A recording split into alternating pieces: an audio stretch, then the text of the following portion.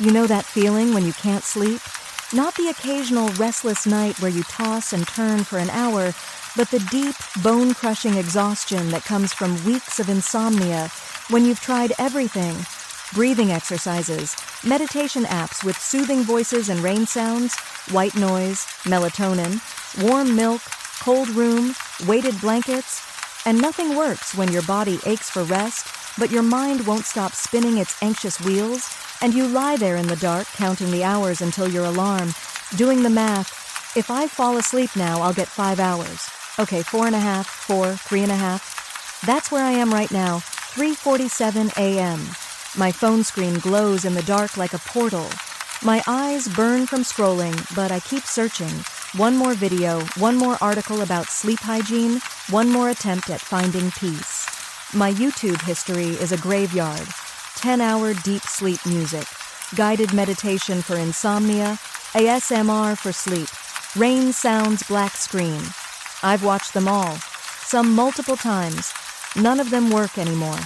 The algorithm knows I'm desperate. It feeds me increasingly obscure recommendations.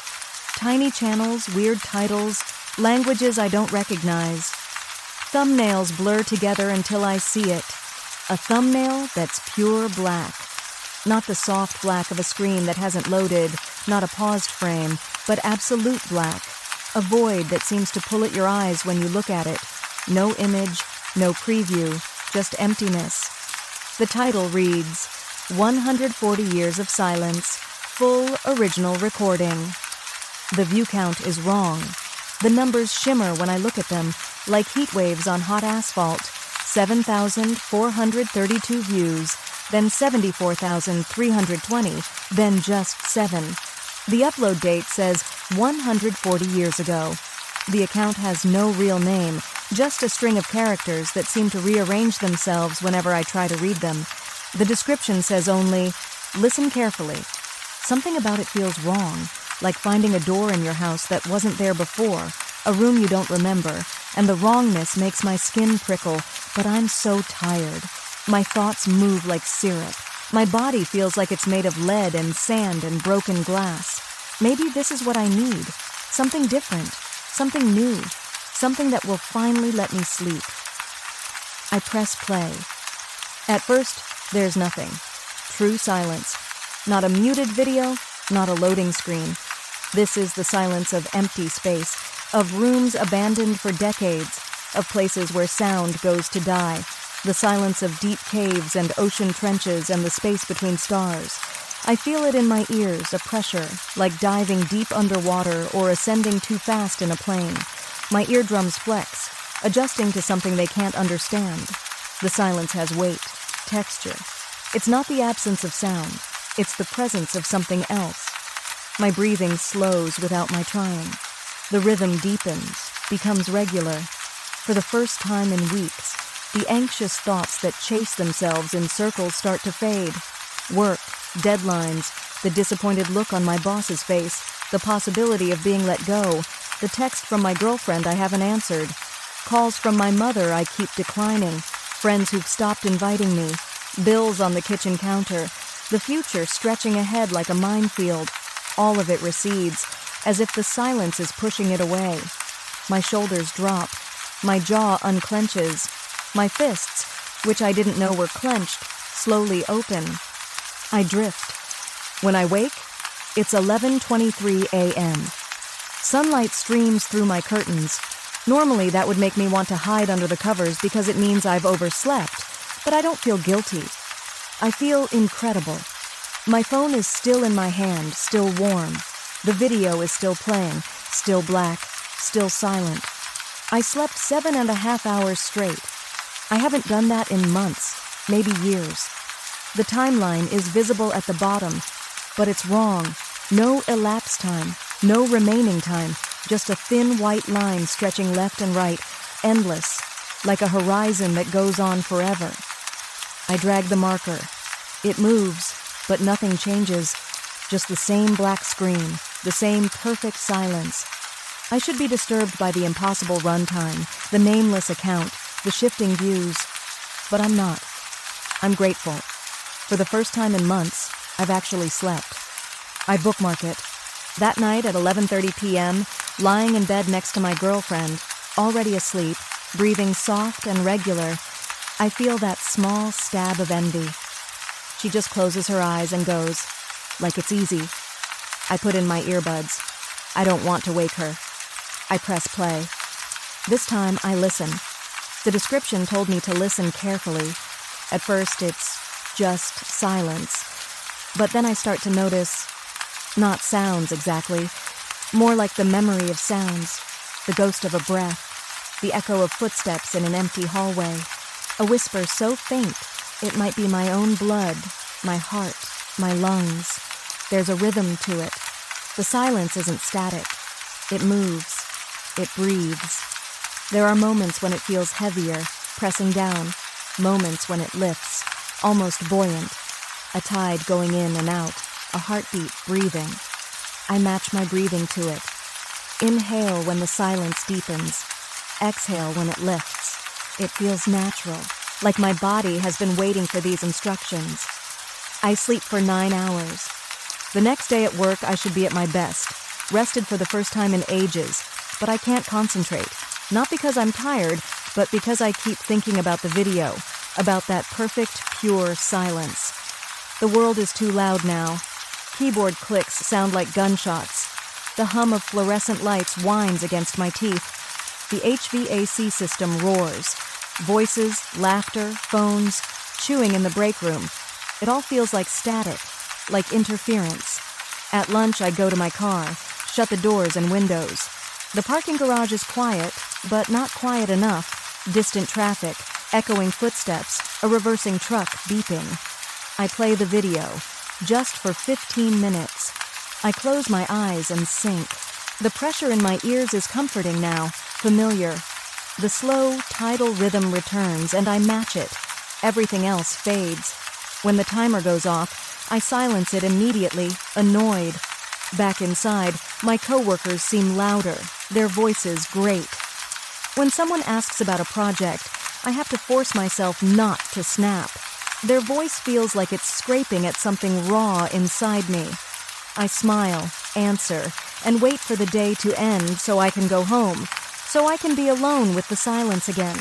A week passes, then 2. The video becomes part of my routine, as essential as breathing. I play it every night to sleep, in the morning while I get ready, during my commute, walking through the city, earbuds in. People talk to me, but their voices sound distant, muffled, like they're calling from another room, through thick glass, underwater. I smile and nod, but I'm never fully there. Part of me is always in that silence now.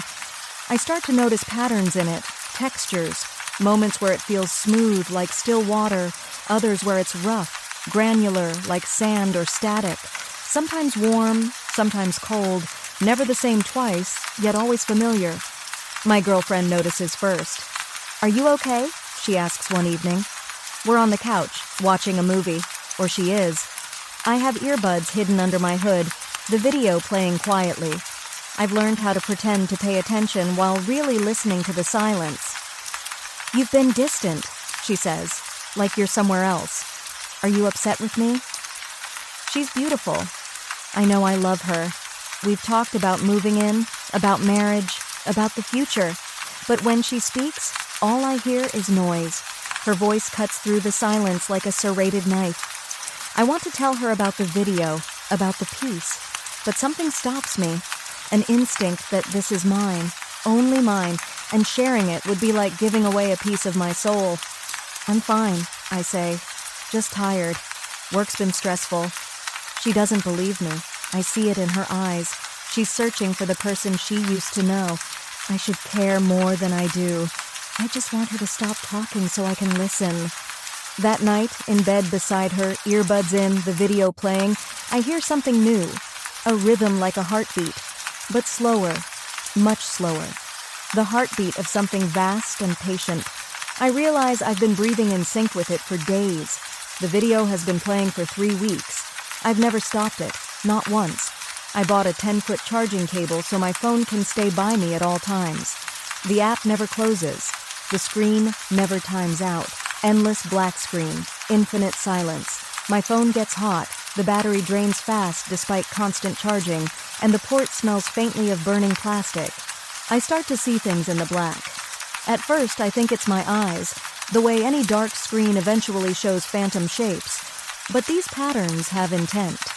Shapes move at the edges of my vision, disappearing when I look directly, geometric forms folding in on themselves, spirals that spin both ways at once, lines curving in dimensions I don't have words for. Sometimes I see a face, my face, but older, or younger, or both. The features shift, aging and unaging, dying and being born at the same time. I should be terrified. Some buried part of me knows that, but I'm fascinated. My girlfriend leaves on a Tuesday. I come home to find her bags by the door, eyes red from crying.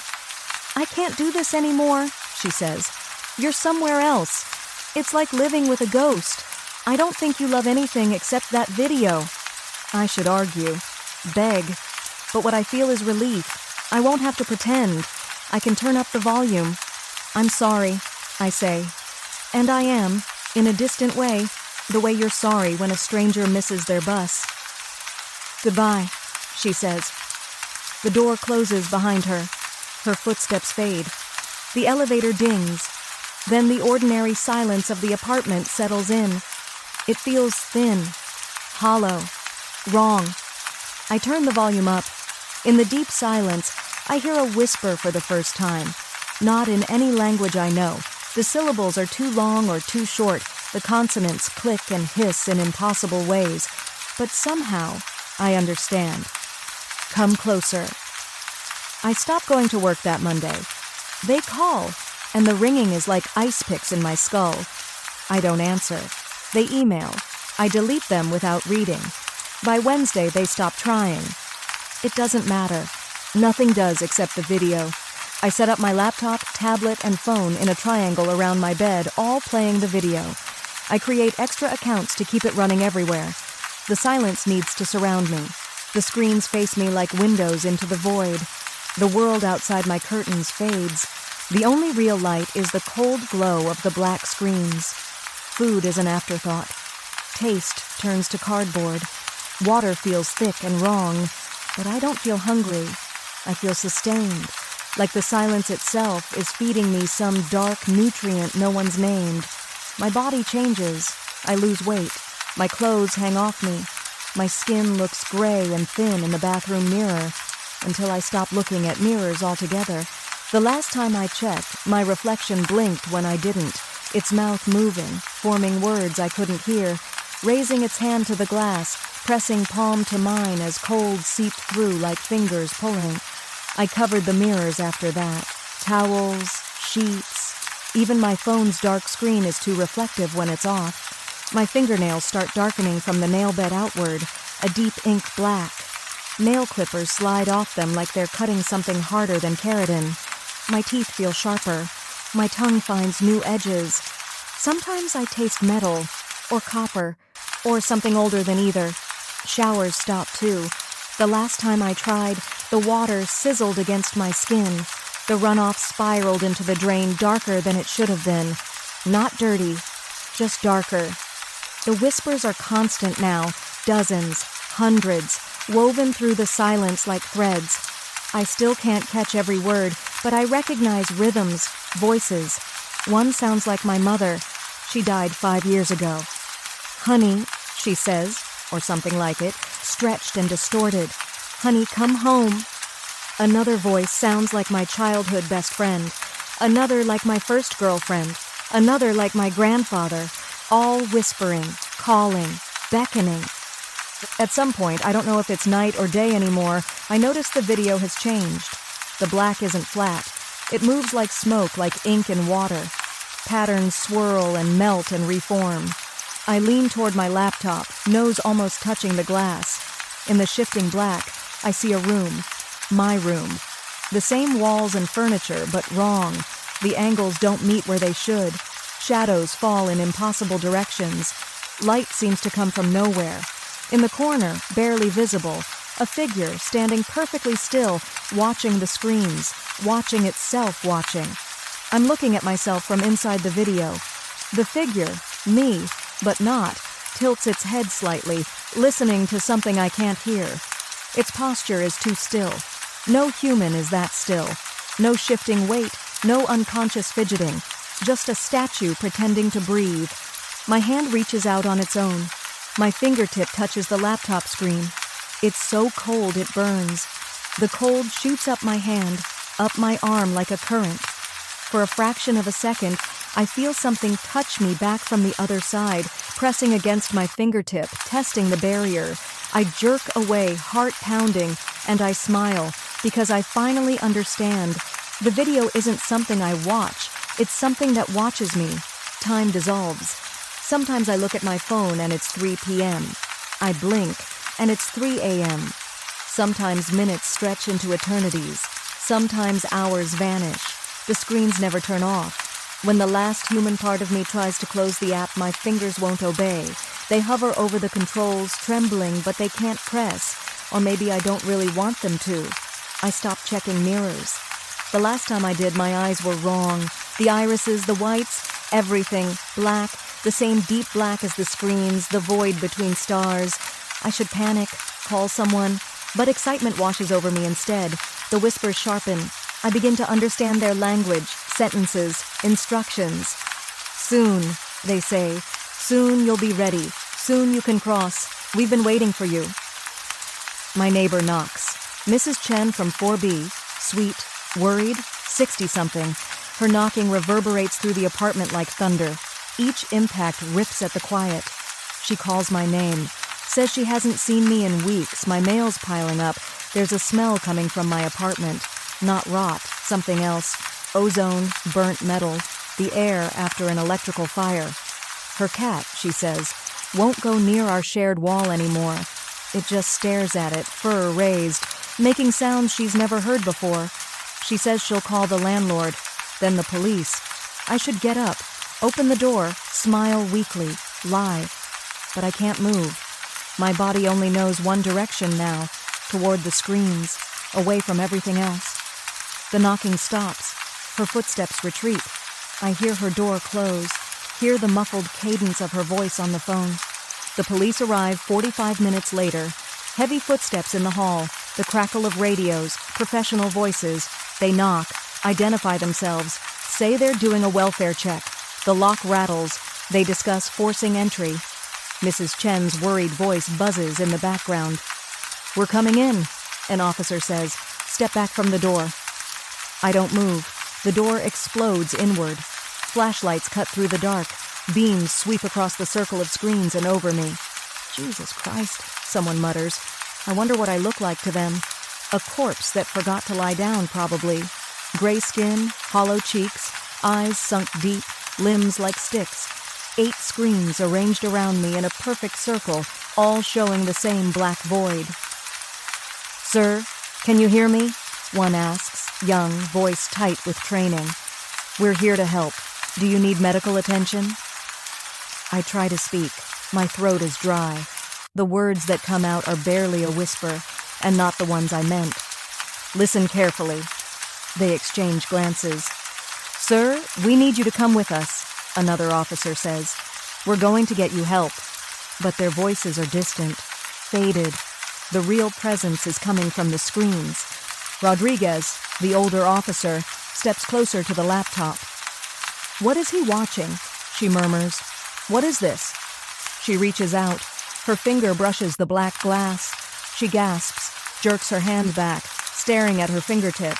A black spot blooms there, like ink, like frostbite, creeping slowly toward her knuckle. "I heard something," she whispers. Voices. So many voices, all whispering the same thing. "What did they say?" her partner asks. She looks at him, eyes wide with horror and longing. "They said, 'Welcome.'" The younger officer grabs my shoulder, trying to pull me away. "Come on, buddy, up you go. We're getting you out of here." But I'm already halfway gone. I've placed every device I own in a circle. Laptop, phone, old phone, tablet, my girlfriend's abandoned iPad, a half-dead iPod, even a hacked digital photo frame, all tuned to the same channel. The black isn't an image anymore, it's a window. I can see into it now. A vast space stretching in every direction. No walls, no floor, no ceiling, just endless textured black. And in that black, people, hundreds, thousands, sitting cross-legged, arranged in spirals that curve inward toward a center I can't quite see. Their eyes are open, all black, all focused on something ahead. They've been here for 140 years, some longer. Time doesn't move the same way there. I recognize some of them. My reflection, the figure in the corner, faces from dreams. Strangers I've glimpsed on trains and in crowds who felt familiar for no reason. I understand, finally. The video isn't a recording. It's a door.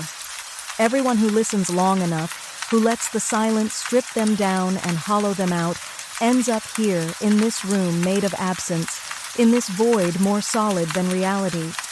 The whispers swell into a chorus.